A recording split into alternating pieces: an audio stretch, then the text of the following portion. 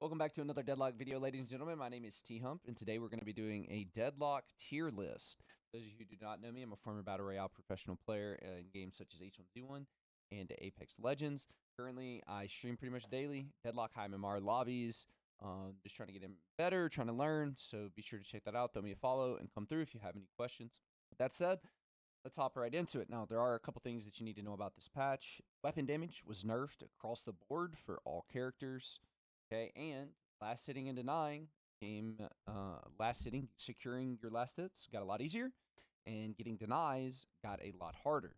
Okay, so it made a lot of the meta shift with certain characters not being as good because they can't lane bully as much now because it's much harder to deny and snowball and really crush people in lane. Okay? So we're just gonna go in order here, and I'm gonna give my thoughts and opinions on all these characters and where I see them based on my experience with them in high MMR lobbies. Okay, so first we got Abrams. Abrams used to be overly strong at denying people with his shotgun. In lane, he could punish you so hard, denying, and last hitting really easily. He could also shove really quick, push you under your tower, and then just gun you over and over. And he just did infinite damage.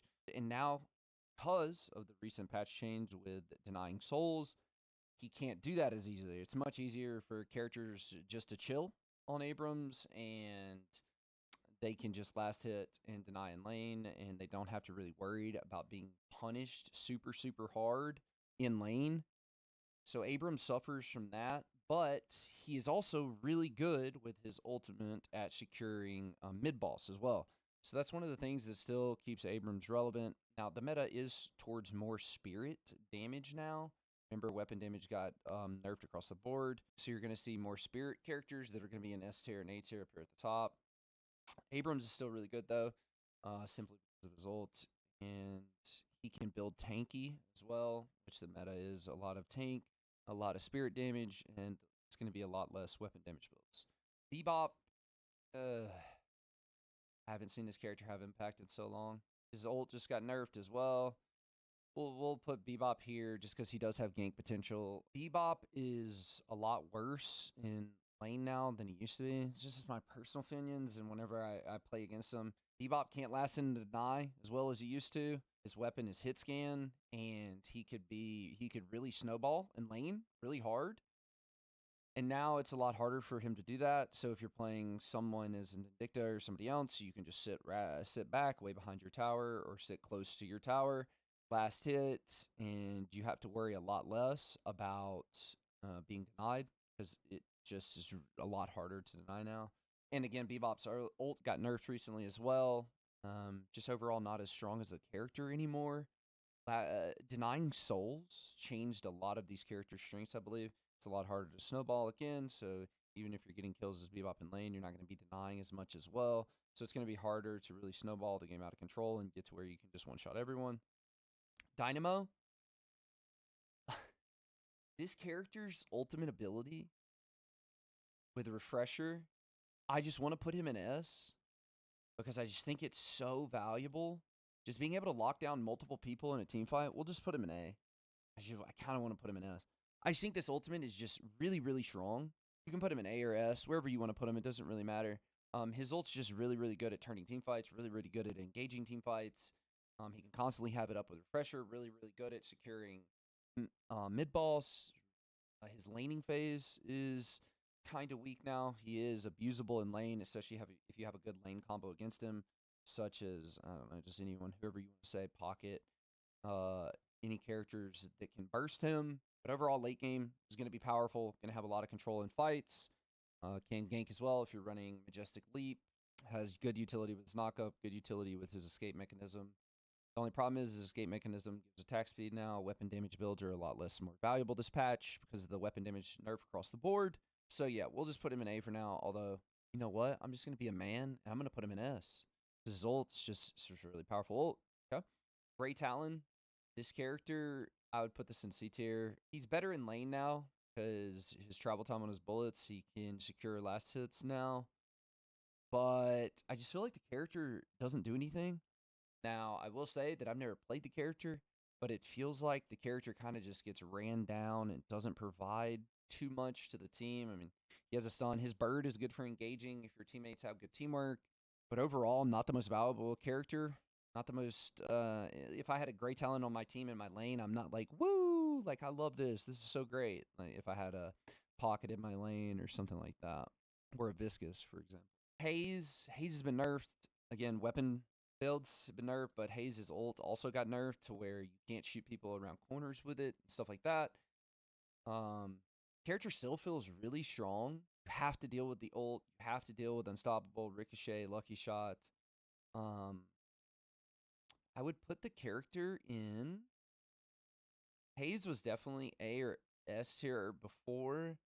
Now the nerfs playing against like playing with people that actually have an idea of how the game is played and being able to get away from the ult and team fight around the ult. I'll put Hayes in B tier right now. Still needs a lot of items, has a really weak laning phase, can get bullied really easy out of lane against players who know what they're doing.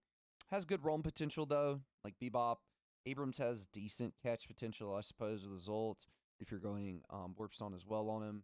Grey Talon really doesn't have that much great of a catch as well.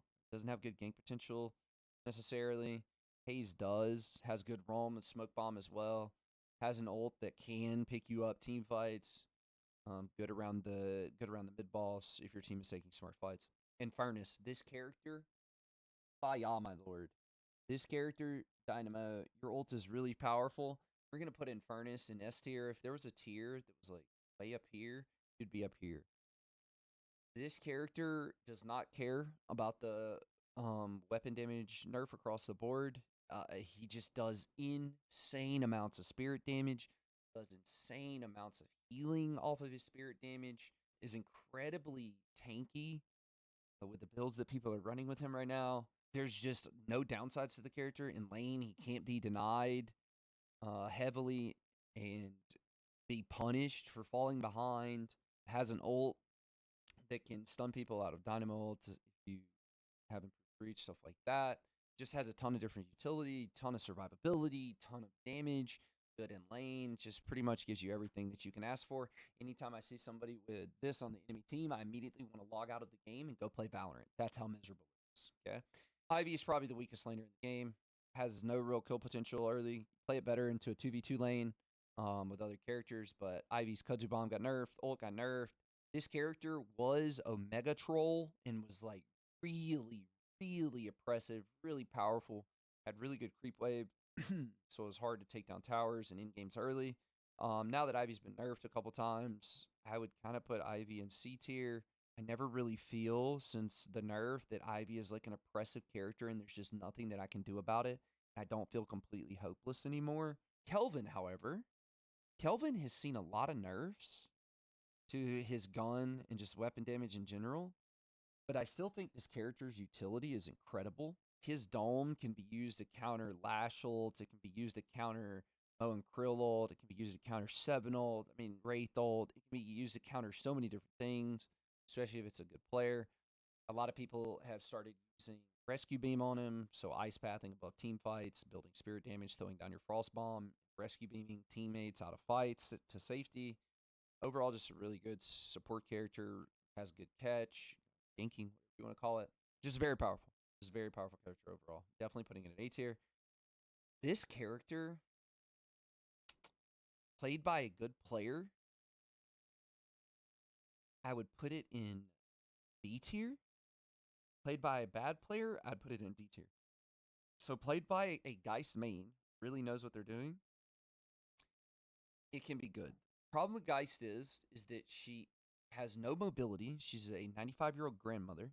She's really slow, and her laning phase is not that great. She has the lowest base regen in the game, so you can trade against Geist really effectively. She also does damage to herself all the time, throwing her abilities as well. So she's doing a lot of damage to herself every time she's casting her abilities. She has really low regen, and say you're playing any character in the game, Lash, whatever, you can flog, heal yourself up, sustain, and any trades that you have against Geist are going to come out net favorable, right? However, Geist has incredible scaling late game. Mystic Reverb on Geist 3 It just improved cooldown on Geist 3, and Geist is just constantly throwing Malice. Your entire team does an insane amount of damage. Just has to get there and scale. Has no mobility around the map.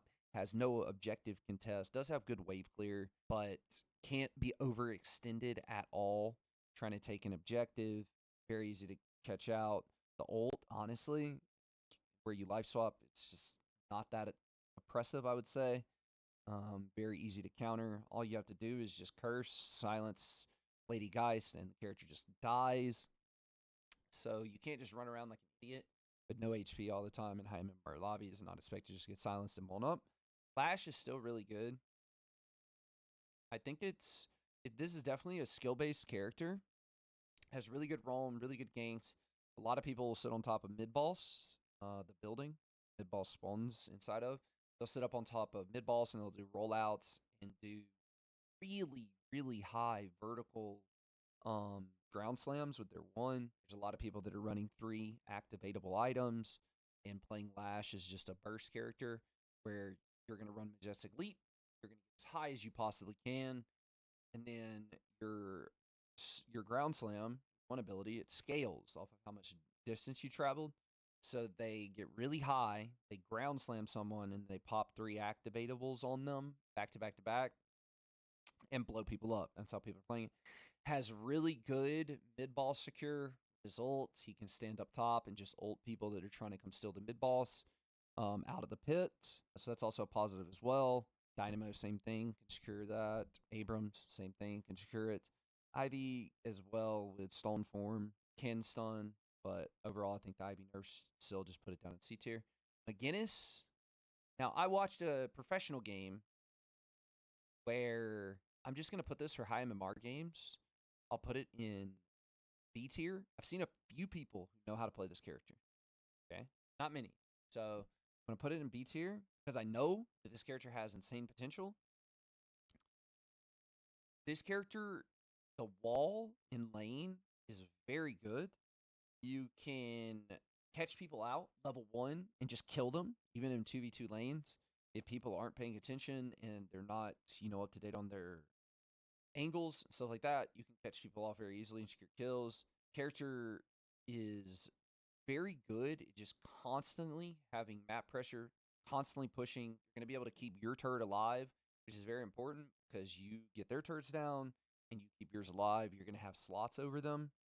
The heal scales off of Spirit and heals you for an insane amount late into the game as well. I've seen some people run Rescue Beam on it, stuff like that, running more support builds. I think, again, it's kind of like Lady Geist.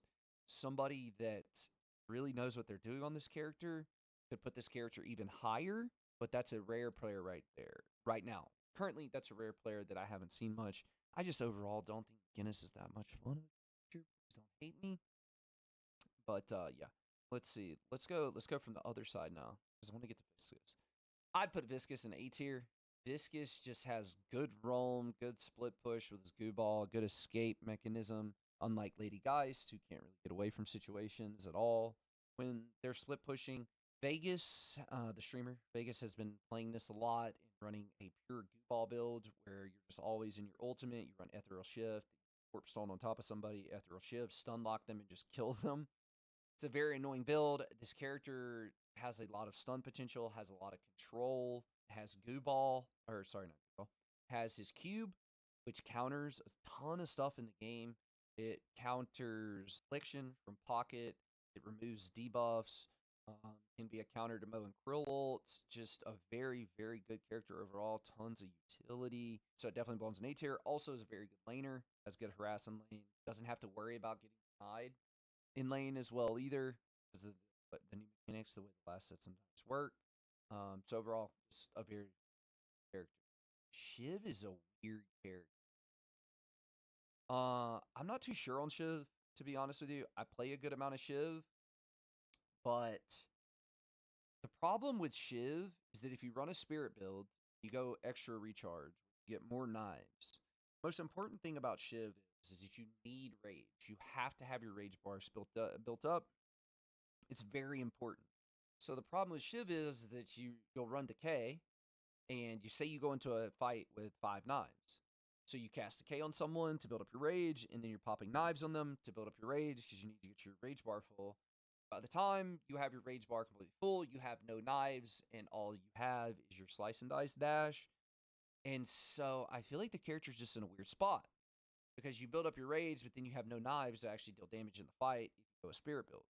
If you go a weapon damage build, where you got to deal with the the nerf across the board to weapon damage as well. So Shiv's just kind of in a spot to me with his build pathing.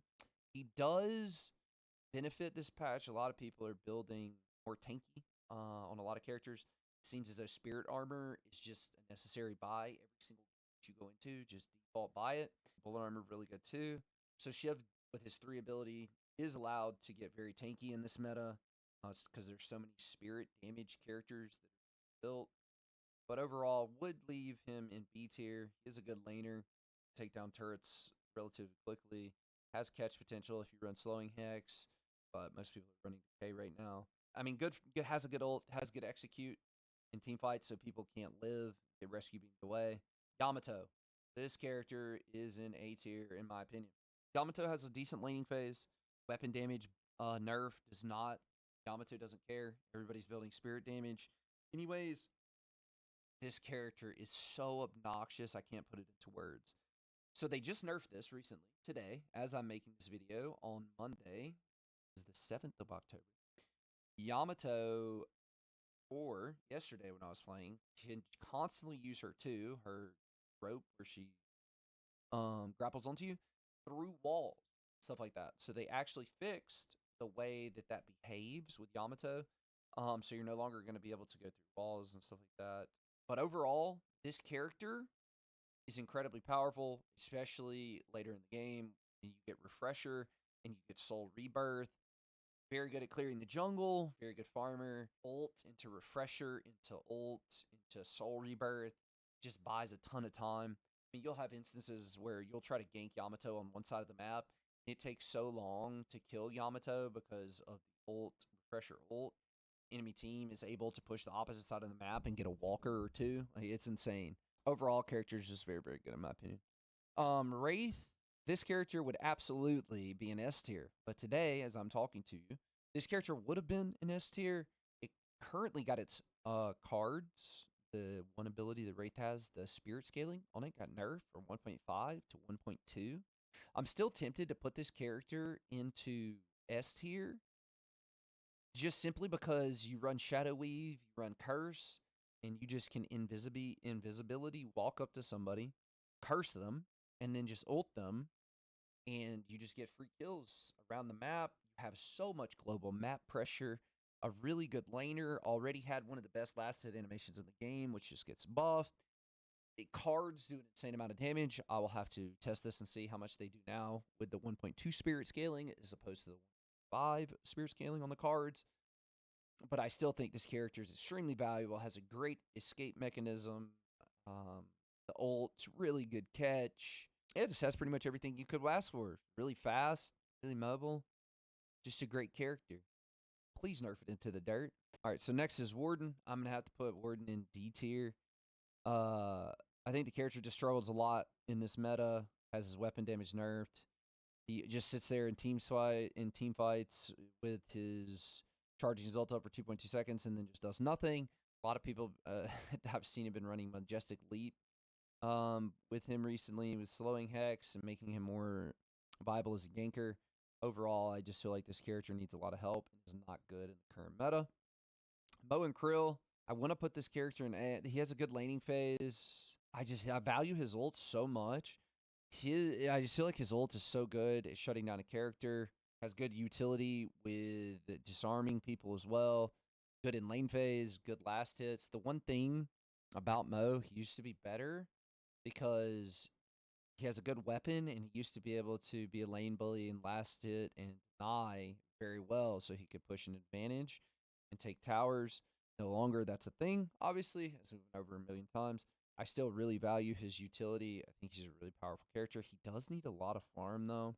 Shadow Strike, Mo and Krill, every time I play against it in high elo, if you're playing a Haze or a Wraith or an Infernus or a value character, you're just constantly something you're going to have to deal with. You're going to have to deal with getting Shadow Strikes, and you're going to have to deal with getting ult, which changes your build path a little bit, where you're going to have to build maybe less damage and more tank or something like that. I still value Mo and Crow as a character a lot. Vindicta. Okay. This character is Crow. People build just max spirit damage. I've had Aid Spooky, who is another high MMR streamer. He played this last night, and we had a 50-minute game where I think he did 70,000 damage or something like that using Vindicta Crow build. The enemy team was complaining about it the entire game. They had to start running debuff remover just to get rid of it. It was eating them that much. Character has good gank with the snare, good mobility around the map. It has a good execute. Can constantly be flying between lanes. One thing about Vindicta is Vindicta used to be able to punish Vindicta in lane. Now you can't really do that anymore with the way that the last hits and dies are. Vindicta can just sit back and just farm happily. Never have to worry about getting closer to the creeps to secure last hits. Never has to worry about punching creeps because it's really hard now to deny people. So yeah, overall, just a very powerful character. 7 is in C tier. This character just is not good. The stun doesn't go through walls anymore. It needs a ton of farm to even come online. And you need like 30,000 farm for this character to even come online. What a lot of people do is I've noticed this in my games, is a lot of 7s will just eat up the entire jungle, take a lot of farm from your team, and then not be able to carry close to as hard as Yamato, Infernus, Wraith. You can even put Pocket up there as well. 7, again, has no mobility, no gank ability across the map, is weak in lane. A lot of these characters that are in here are going to be good in lane, right? Like a ton of them are going to be good in lane. 7 has a stun, sure. That's it. Has good wave clear. But overall, the character in this meta is just not good at all. Pocket, I would definitely put still in A tier. The weapon nerfs, again, don't affect him. He doesn't really care. Now, this character is one of the characters where you can actually still get denies off. His gun is very good. Has great roaming throughout the map with Majestic Leap, and if you run Warp Stone as well. So good catch. His ult applies a 60% healing debuff, which will always be valuable. He's very good in lane, can get kills early, can push towers well early. If you're in a lane against him and he ults you, you pretty much just have to go back to the base and give up your tower or your walker, depending on how far ahead he is and the point of the game. Very good at clearing creep waves. Doesn't have any downsides. He does struggle sometimes in some lanes, depending on skill matchups, because he has minus 15% spirit resist. So he does take a lot of damage from Viscus, Yamato, Infernus, card rates, stuff like that. But overall, Pocket just has insane utility, stays alive and fights forever, extremely annoying, really good gank. I'm glazing this character hard because I played a lot, but it has been nerfed a pretty good amount recently. I think in the past 2 patches it's received nerfs. So I'll put it in E tier for now. And then Paradox. Paradox, I do not like playing this character. I hate its weapon animation, but I'll put it in A tier just because if a good player is playing this character, you have so much catch and gank ability. It is insane. You just hit your kinetic carbine and then throw up your wall, and it's a free ult. It's a free swap into your team. It's a free kill. Really bad in 1v1 lanes, though. Like, Paradox is better than Ivy in 1v1 lanes, but Paradox is not that good in 1v1 lanes. Character just kind of sits back and does nothing really. I mean, you can get kills when you get swaps, but the enemy players have to make a mistake. Doesn't have much tower pressure either. Like, okay, wave clear, I guess, with the bomb, but does have good ganks and can allow you to secure objectives around the map just by hitting one kinetic carbine and a swap. And last but not least, let's go over Mirage. Mirage is not on tier list for whatever reason, but I would honestly put Mirage in B tier. He's had multiple nerfs recently. He is a character that's very good. His laning phase is good. His gun doesn't scale that well, so his build paths are kind of weird. I think the best build for him is the Surge of Power mix with weapon damage. I have a build guide video on that if you want to go watch that as well. I'd probably put Kelvin down, now that I think about it, in B tier. Instead of in A tier, I started talking about gun. Kelvin's gun's been nerfed as well. Kelvin's just kind of been nerfed a lot. There's still an okay character. Again, his ult is powerful. But Mirage does have good ganks. The ult against good players, it's really telegraphed, easy to get away from. But he is good at split pushing and being able to group up with your team, dying with Rejuvenator, and being able to immediately be back in a fight with his team. So because of that, I'd put him in B tier. And that's pretty much every character covered. Thank you guys so much for watching. If you enjoyed, I do stream on Twitch every single day, twitch.tv, just like my YouTube. Please like, comment, and subscribe. It means the world to me, and I will see you guys again shortly for more videos. Thank you so much for watching.